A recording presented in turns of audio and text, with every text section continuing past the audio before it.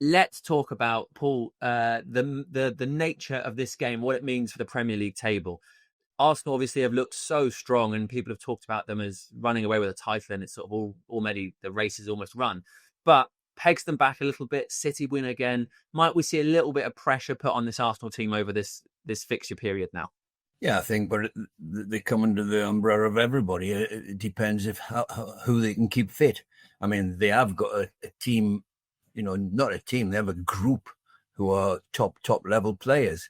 So unlike a lot of clubs who have injuries and they can't put back onto the pitch, the same equivalent of the level of who was injured, Arsenal appear not to have that problem. They have a super duper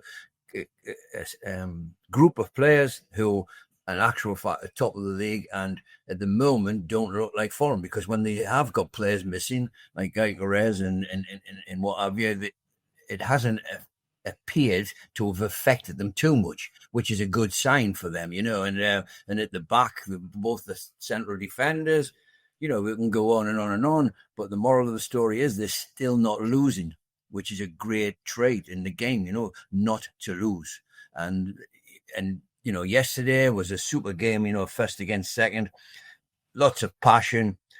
When you're looking at players and scouting players, a major factor is the players' temperament, and watching them. But in a game like this, you've got to give allowances for passion, because if you have no passion, you shouldn't be playing the game, and there was a lot of passion, which you have, and it's difficult for the referee, on games like this, because he's got to factor in passion in the game, in this game, and some of the tackles, were should we say lively, and but for Caicedo, it was a bit, he got a red card.